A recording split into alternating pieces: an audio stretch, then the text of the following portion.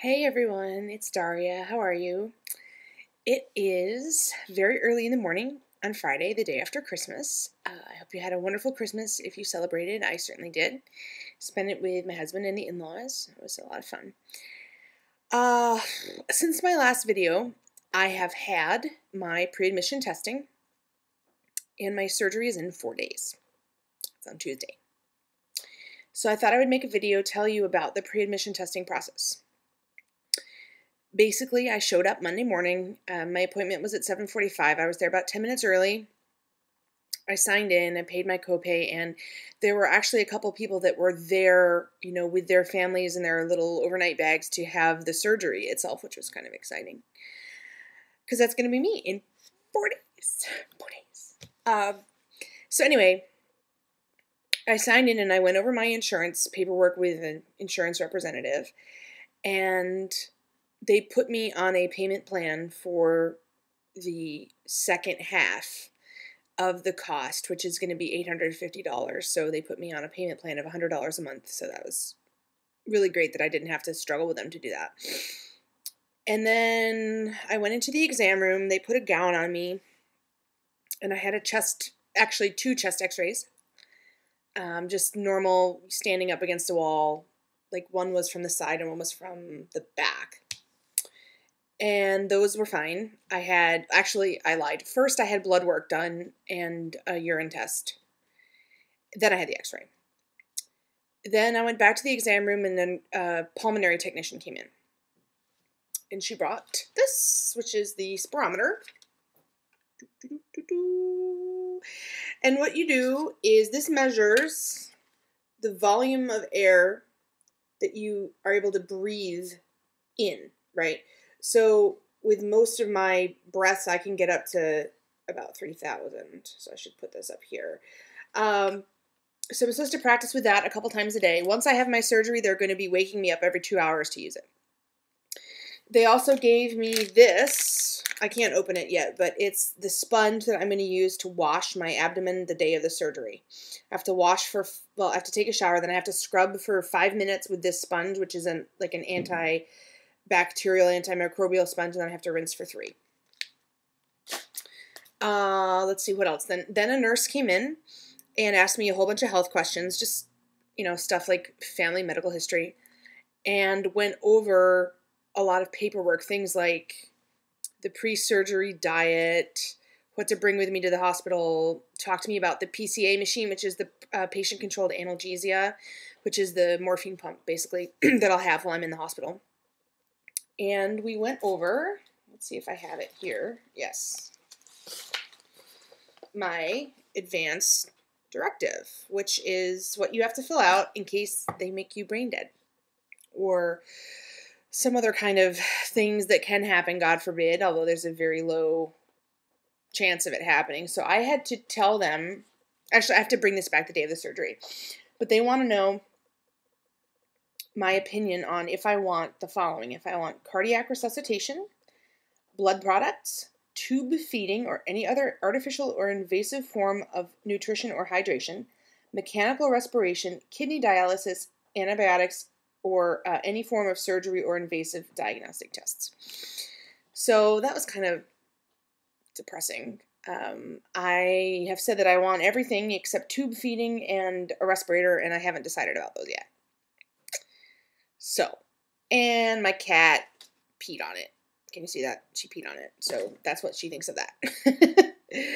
After that, let's see what else there was. There was an expiratory capacity test, which is like the spirometer in reverse. They have you breathe into this tube, like you take a huge breath, you go, and you have to blow out for 10 seconds, and it measures how much air you're expelling from your lungs. Had an EKG. And then the doctor came in I lied. It's late. First, the nutritionist came in, and I don't have the Bible here with me. She gave me this thing. They call it the Bible.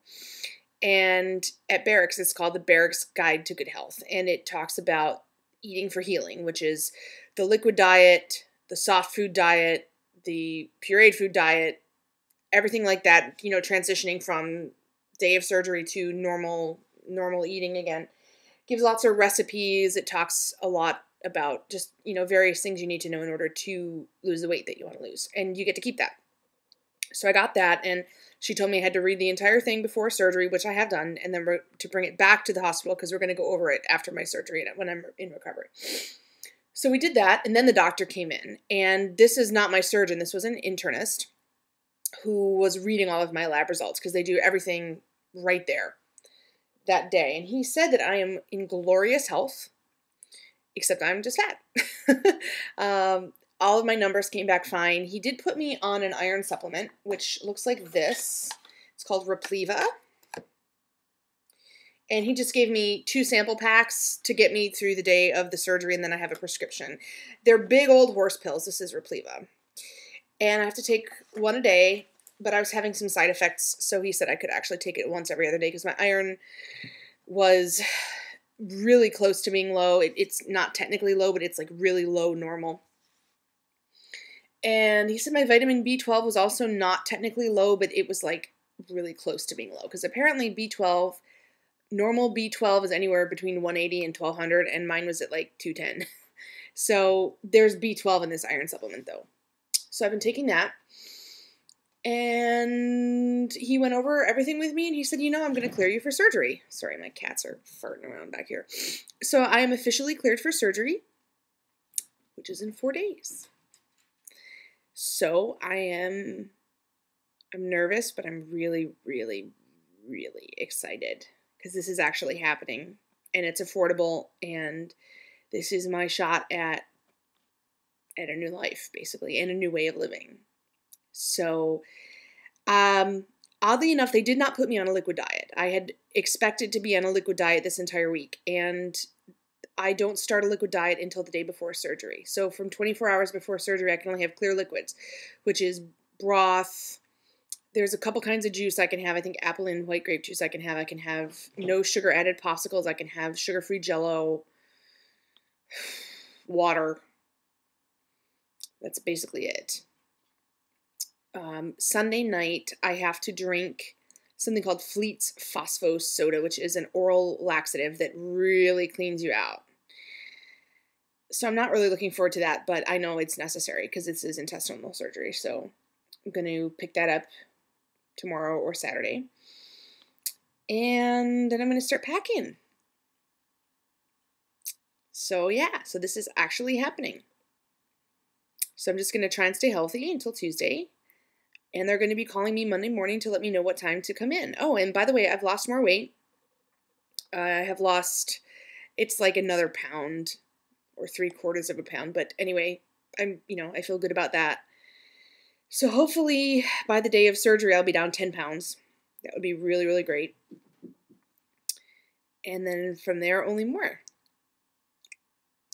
So I just wanted to give you guys a quick update. I will maybe do a video the day before surgery, although I'm going to have so much on my mind. I don't even know.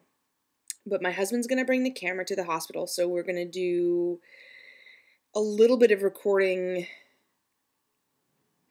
at some point, or at least taking some photos or something, before surgery and in recovery. So I'll do what I can. So anyway, I hope you guys had a great holiday, and I will talk to you later. And stay warm, stay safe, and I'll see you around. Bye.